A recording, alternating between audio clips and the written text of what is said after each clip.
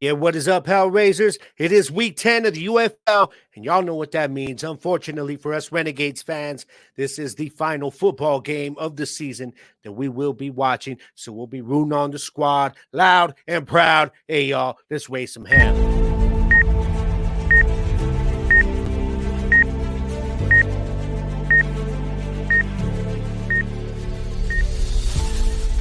Come on!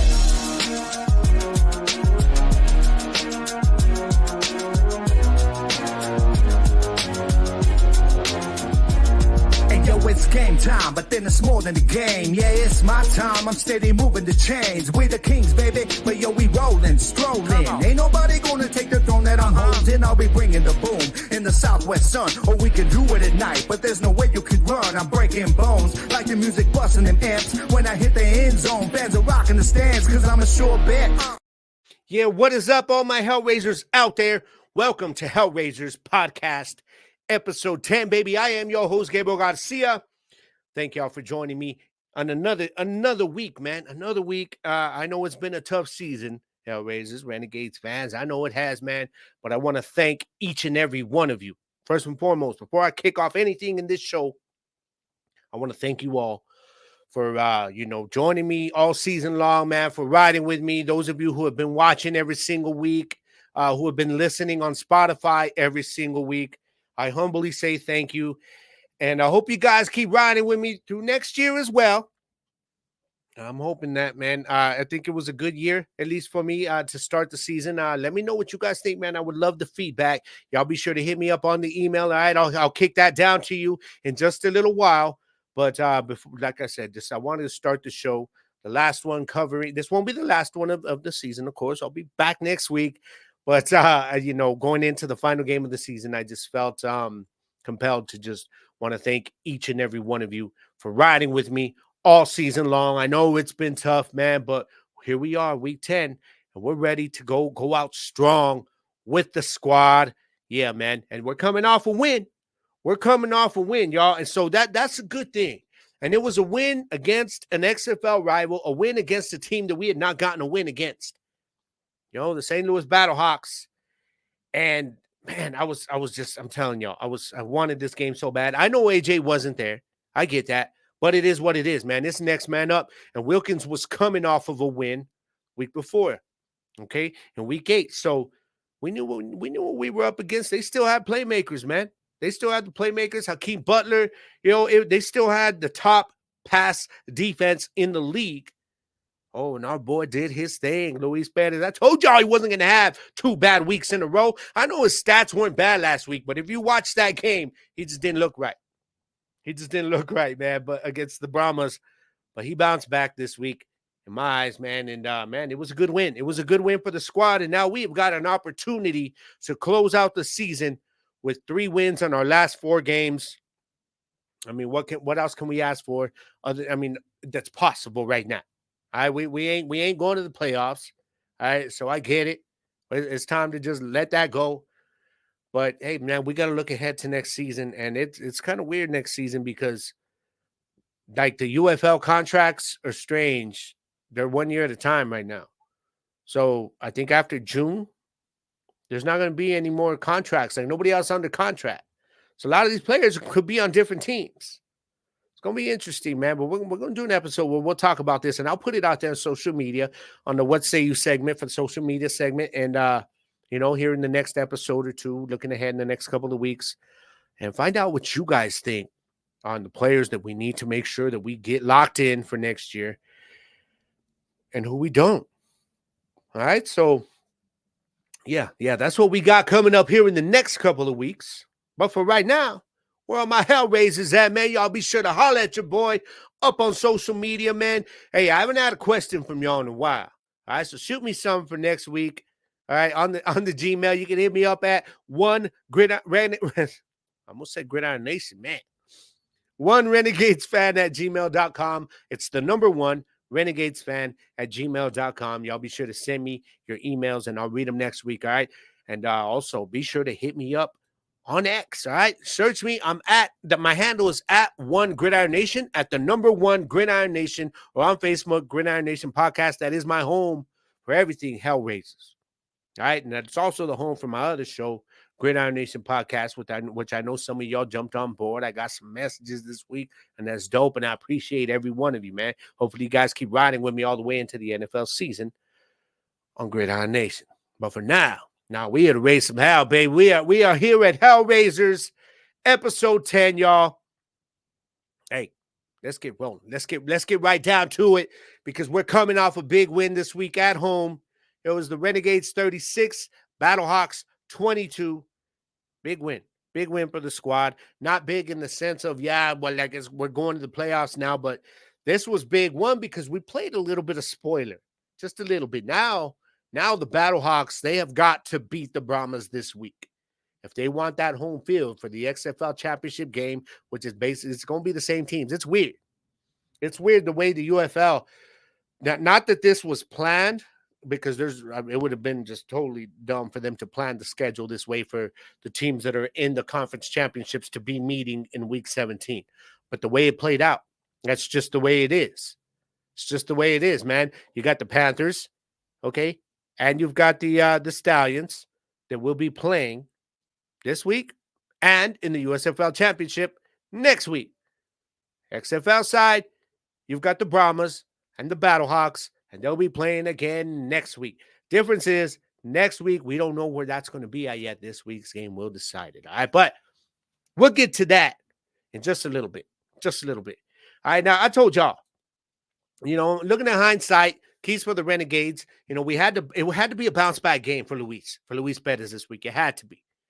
All right, now we had to focus on that run game.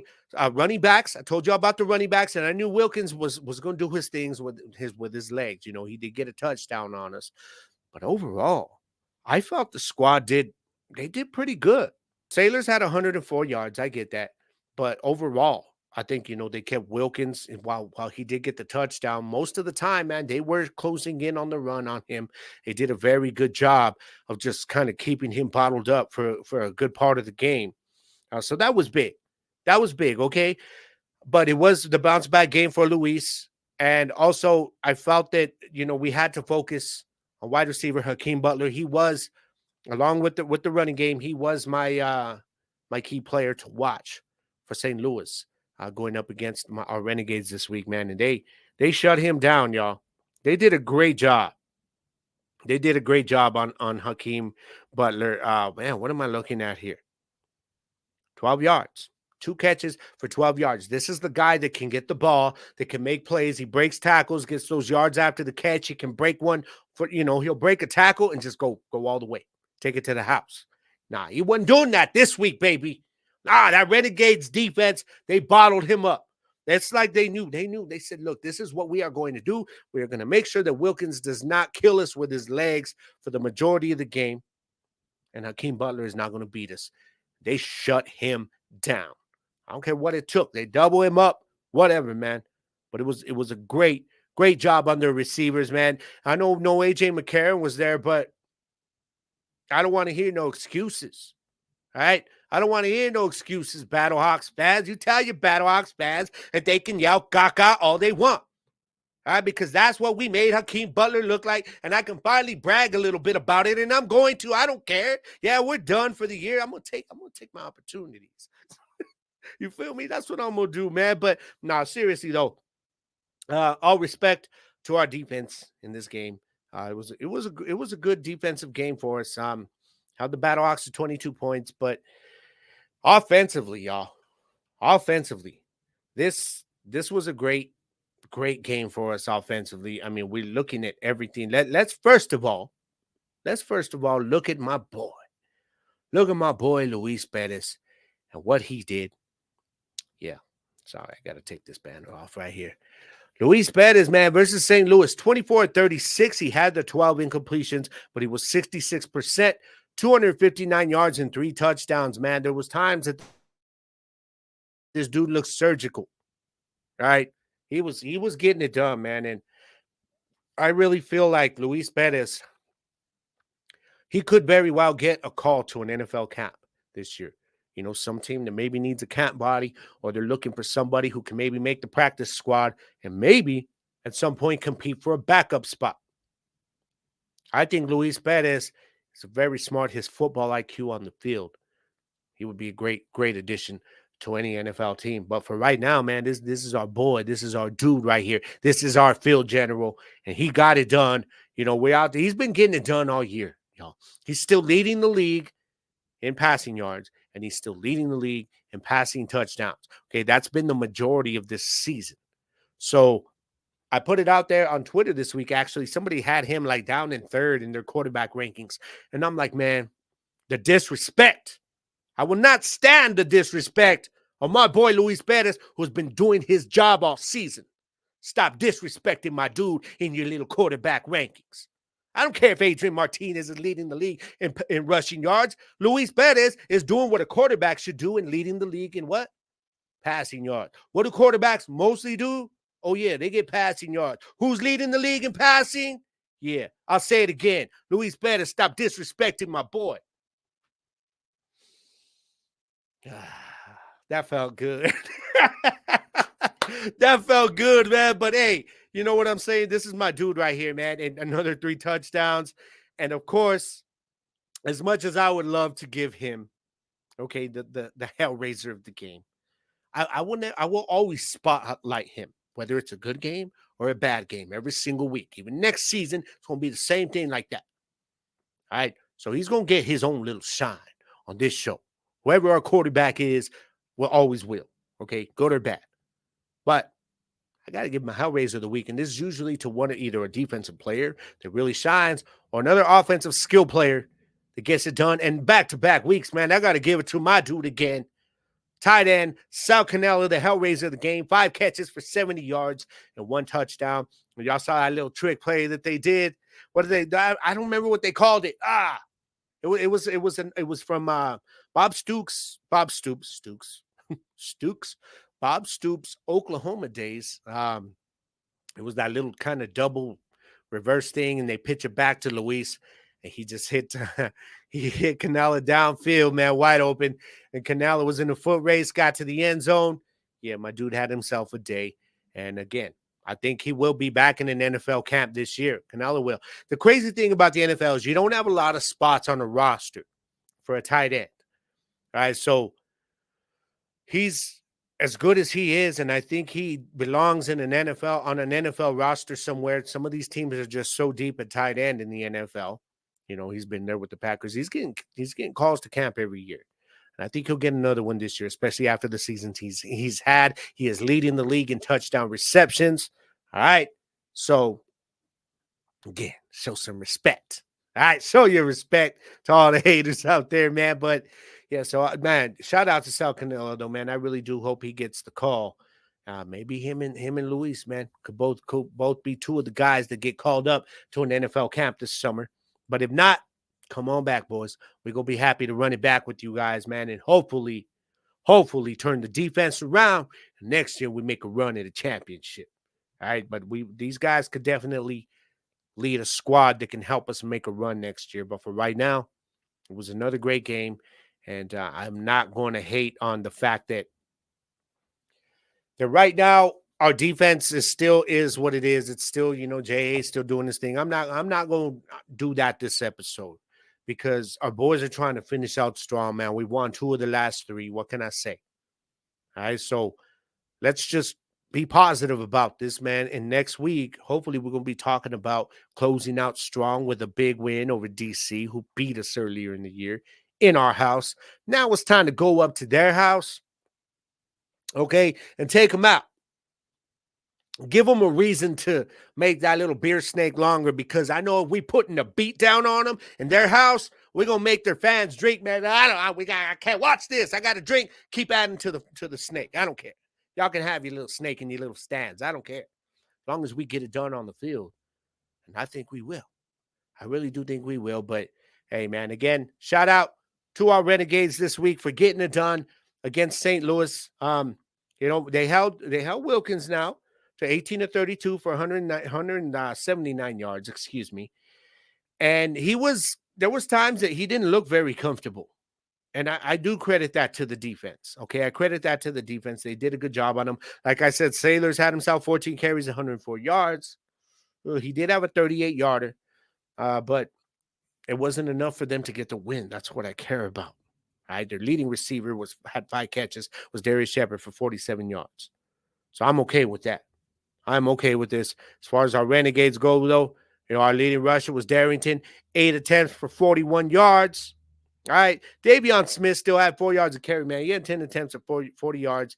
He still ran hard. Man. So I'm cool with that. Now, we did get a Holton Aylor sighting. Unfortunately, it was for one play, and it was another RPO. They just do not want to let our backup quarterbacks throw the ball, man. And it was for -1. He lost 1 yard on it, and we never saw him again the rest of the game. I think we may see him more this week. It all depends, though, how close that game is. I think the squad, Bob Stoops and his boys, they really, really want to go out with a win right now. You know what I mean? Something positive. So we'll see, though, man. Sal Cannell, like I said, he led the squad in receptions, but I got to give it up to Luis Perez in this sense that the dude threw to 8 different receivers. 8 different receivers. Much respect. Defensively, we had our leading tackler was Carter with 5. Payne had 4. We did not, unfortunately, get any sacks. All right. But that's okay. We almost got there a few times, man. But Wilkins was just, he's elusive. Man, we almost had him a couple times, and he made some plays, man, with those legs at times when it broke down. But luckily, for the most of the game, we were able to bottle him up, keep him contained, and at the end of the day, man, hey, it was a 2-score win for the squad. So Hellraisers, stand up, show your love for the squad, man. This was a good one. All right, now I'm about to head out to a break. For those of you watching on Fuel, by the way, if you're watching on YouTube or listening on Spotify, you can watch this also on the Fuel Network. Be sure to go and download it on any of your Roku devices, your Amazon devices, your Fire Stick. It's free. It's the Fuel Sports Network. You can catch my other show, Gridiron Nation Podcast, on there. You can catch Hellraisers on there every single episode and just pull it up on demand, all right? So you go and check out your boy, show your love. We got a lot of different shows on there, right? We got some covering baseball, some covering different sports. Whatever it is, man, we got it there for you, all right? So y'all be sure to check me out on Fuel. And for those of you watching on Fuel right now, hey, I got to pay the bills a little bit, man. So y'all don't go nowhere, man. Don't go nowhere, all right? Because I'm coming back because we got to talk about the rest of the UFL and what went down. And also, later on in the episode, we'll be talking about Week 10 and what we got coming up against DC, all right? This is Hellraisers Podcast, y'all. I am Gabriel Garcia. Do not go nowhere.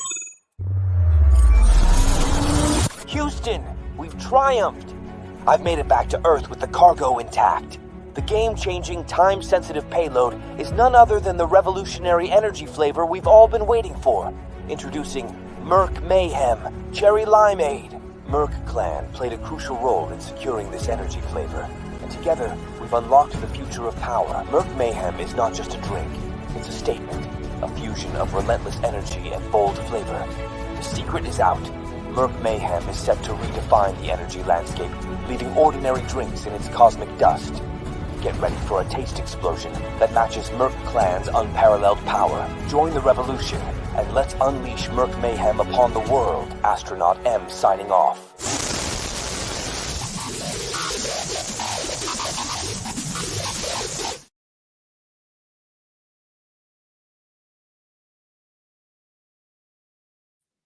Yeah. Welcome back to Hellraisers Podcast, y'all, representing the fan base of the Arlington Renegades. I still am very proud of the fact, y'all, that this show is still, right now, we're at the end of the first season, okay?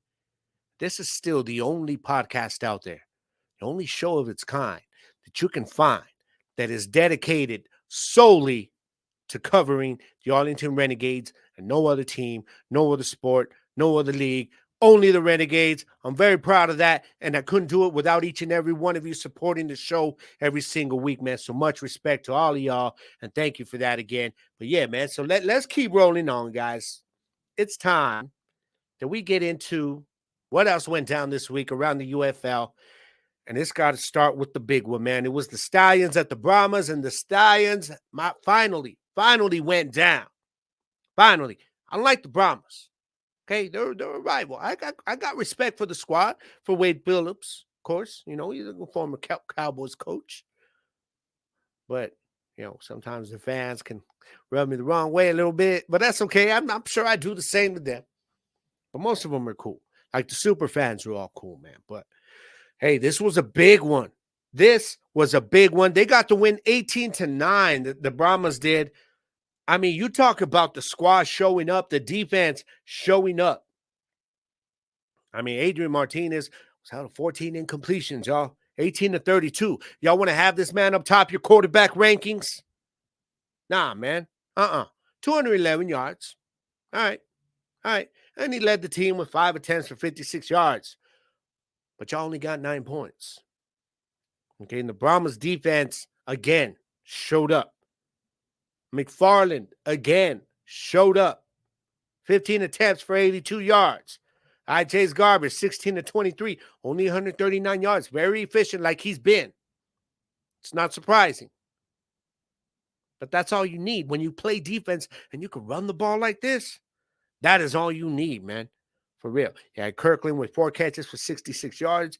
But then on the other side, man, Sternberger was the only one, 110 yards. But, when your tight end is killing it like this, that's usually because the defense ain't giving you nothing else.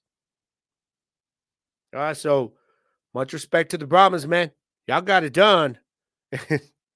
Y'all got it done. I ain't even going to hate. I cannot hate on the Brahmas for this, man. It's all respect. And finally, somebody took down the stats. I was hoping this would humble their fans a little bit, but it hasn't. Nah, they're still out there talking. They're still talking trash, talking about we still gonna win everything. We'll see.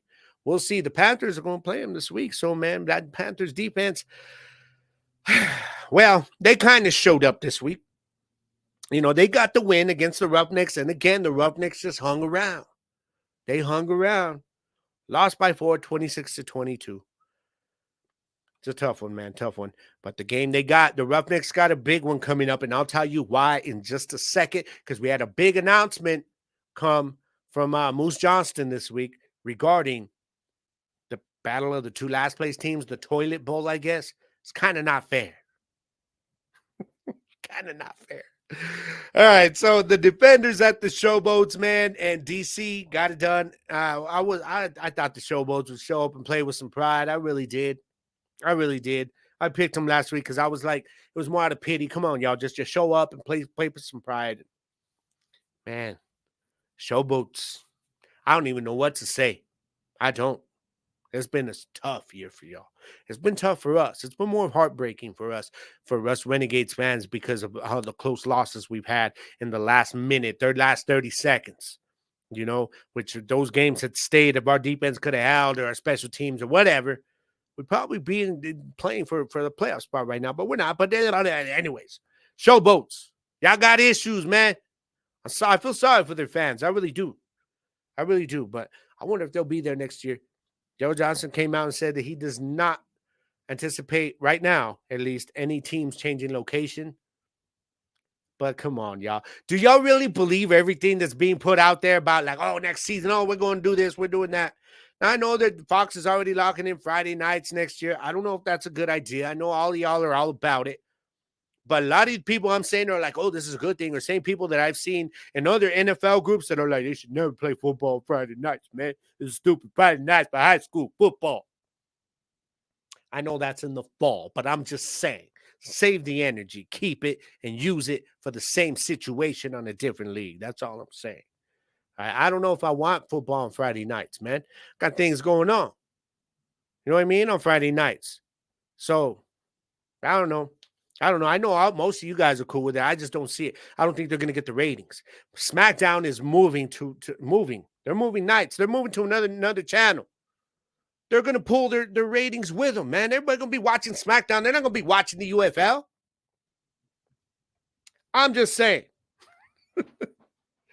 Defenders, though, yeah, they put up 36 points. We're going to have a game this week. We're going to have a game on our hands this week, man. So that's what went down this week around the UFL. And also the news I was going to tell you guys, in case you hadn't heard, but I think most of you have by now, is Daryl Johnson came out and said, now, with the 1-8 Showboats and the 1-8 Roughnecks meeting this week,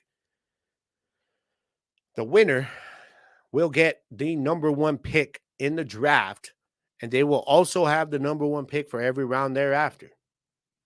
So I'm like, man, maybe we should have tanked if we would have known this was going to happen. Nah, I'm just kidding, man. I'd rather play for some pride. I don't believe in tanking. I don't. And I think they don't want either one of these teams to tank. They want people to watch. But I got to be honest with you guys. Since we're about to get into this, let's get into this coming week. I really do not feel like this week is going to be good ratings wise. I mean, you've got 2 1-8 teams playing.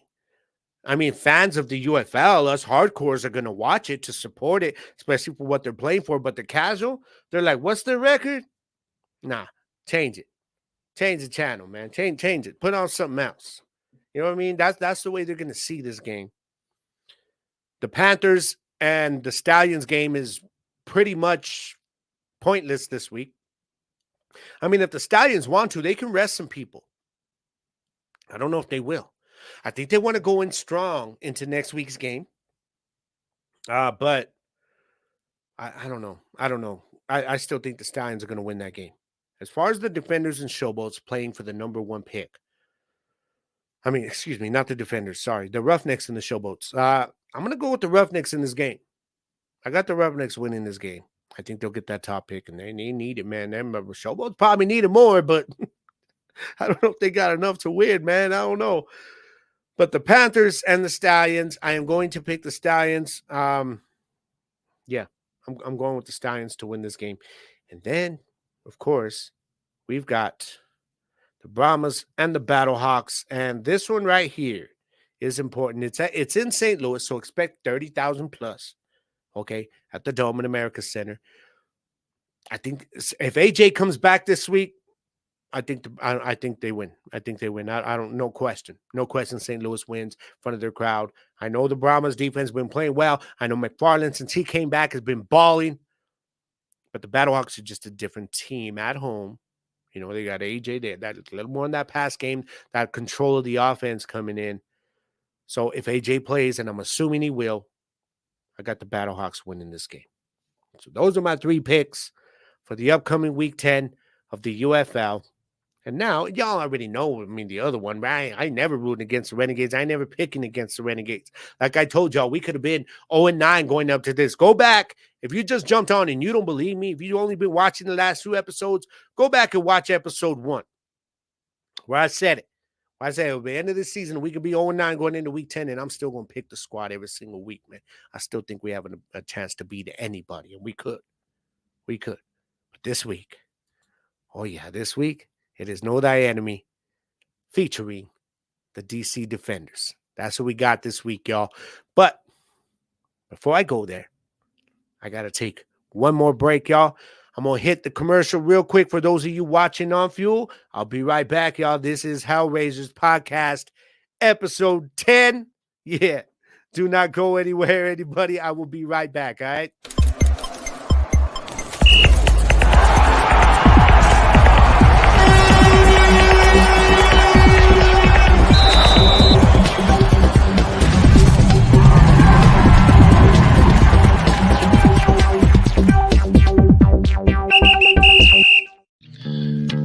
Same great taste.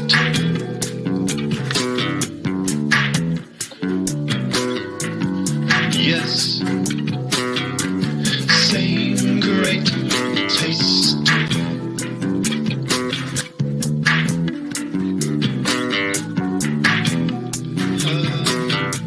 Same great taste. Yeah, welcome back to Hellraisers episode 10. All my Hellraisers, where you at, man? Holla at your boy. All right, I'm going to give you my socials a little bit later. All right, I want to see some questions this week. All right, y'all shoot me some questions so we can go into the off season. You know, a little bit of speculation, man. I'm assuming we are having a season next year. It's looking that way. But with the UFL, man, it's hard to tell because both the XFL and the USFL last year were telling us everything we want to hear. You know what I mean? Last year, they were telling us everything about the ratings, all this stuff. And then we find out they were both in trouble. They both lost money, and it was just a problem. Now then they had to merge. And I don't know what's coming next year.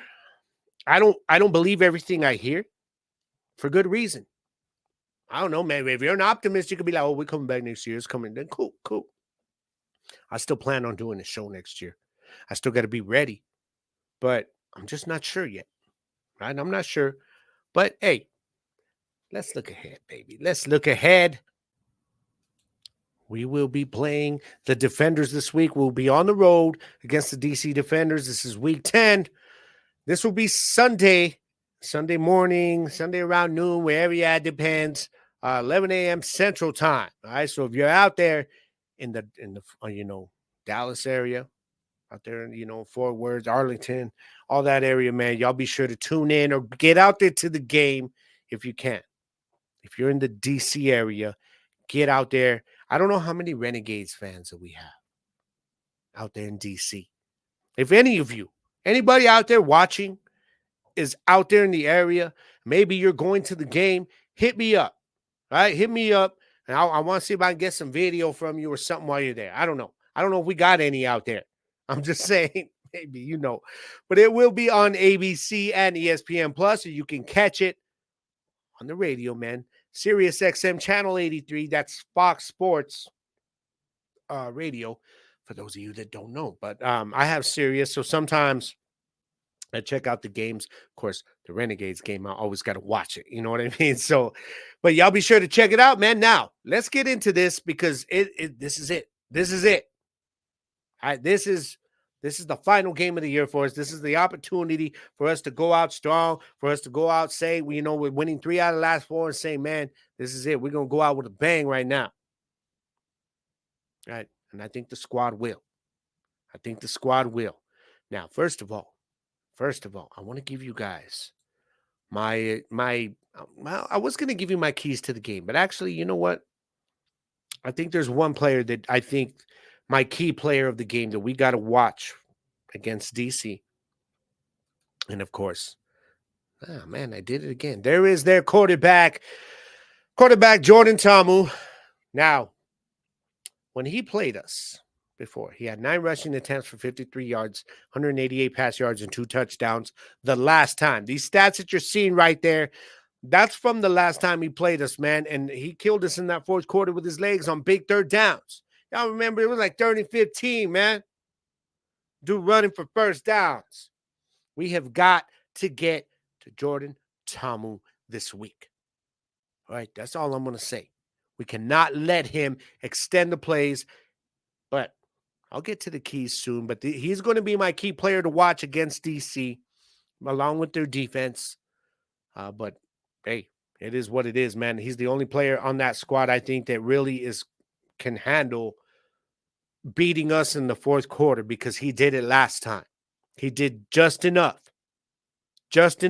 with his legs to extend plays. We can't have that this week.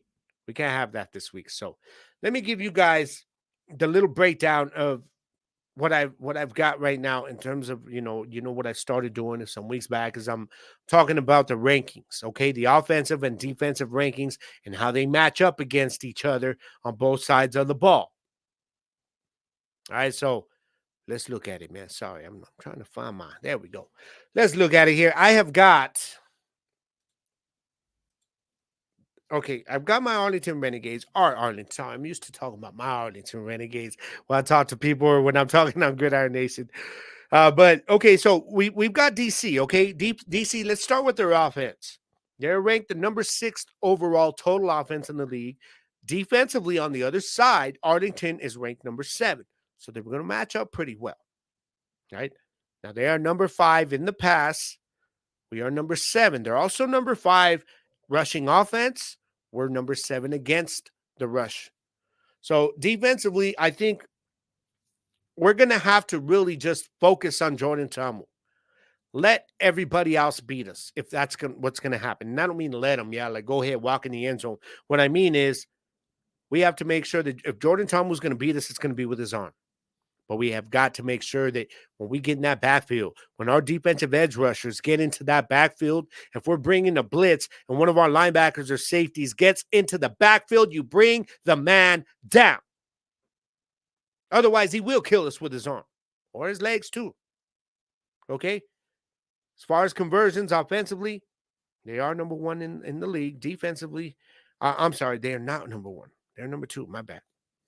Uh, Arlington is number 4 against the conversions. Okay, now we flip it. We flip it. We look at Arlington's defense. We know what Luis Perez and his boys are going to be bringing. We know we got the weapons. Okay, we know we've got the receivers. We're very deep at receiver now. By the way, JP Payton, he will not be playing this week. I think he's out for the rest of the year. Obviously, it's only one game left in the year. He had that injury last week, so he will not be playing. I do expect to see a lot more of the guys coming off of the bench. We're deep at receiver, so I'm not too worried about it. Tyler Vaughns, he was limited all week. Him and Sal Cannella. Vaughns with a knee injury, Sal Cannella with the foot. And they could be expecting Jalen Redmond back, edge rusher. He's missed the last 5 games, but he was limited this week. So that's great news. He could be coming back, and we're going to need him if we are going to bottle up Jordan Ta'amu. I think we got to play him the same way we did Wilkins. Just keep him in the pocket, and when he tries to get up, make sure you got somebody to go over there and hit him, wrap him up, bring him down. Right? But offensively, the Arlington Renegades are ranked number 2 overall on offense. Number 1 in pass, of course. Number 6 in the rush. Okay. DC, on the other hand, defensively, they are ranked number 6. They're number 2 against the pass. Okay, cool. But let's not forget last week, the Battlehawks, and then they still are, but they went into last week ranked number 1 on defense against the pass. Didn't matter. Because the King of Spring did his thing. You feel me? I think he's going to do it again this week. I think Luis Perez has another good game, by the way. And they're also number 8 against the rush. So before I get to that, though, hold on. On conversions, they're number 2 against conversions. We are number 1 as far as conversions go offensively. So we're good there. I think we'll be all right. They're number 7 versus scoring. Defensively, they give up points, man. That's good news because offensively, we're number 3 in the league overall in scoring. So that's good news. But I was talking about the rush. So they now have the worst rushing defense in the league. And that is good news for I guess what you would call my Renegade key player of the game. Yeah. My Hellraiser to watch this week is going to be Davion Smith versus the UFL's worst run defense. I think Davion Smith could have himself a game. Now, we could be see Dean Darrington getting another decent workload, but we'll see. But if Davion Smith gets going, man, he gets that engine going with those legs by second quarter, yeah, he can start running through people. And I think he's got an opportunity to do that. So he is my Hellraiser to watch this week. All right, y'all. So that's what I got in terms of the breakdown. I think it totally stacks up in Arlington's favor in terms of the stats and the rankings. I think offensively, we're going to be able to move the ball downfield. I like Sal Cannella to have another big game. I like Taylor Vaughns to catch at least 1 touchdown in this game. All right, I'm going to call that. Lock it in. All right. So what y'all think, man? Y'all be sure to hit me up and let me know what you guys think of this game coming up, man. It's going to be big. It's going to be big because we have got to go out with a win. We got to root on the squad from your couch, from wherever you're at. If you're in D.C., root for the squad there. Like I said, I don't know if we got any Arlington fans out there, but I hope so.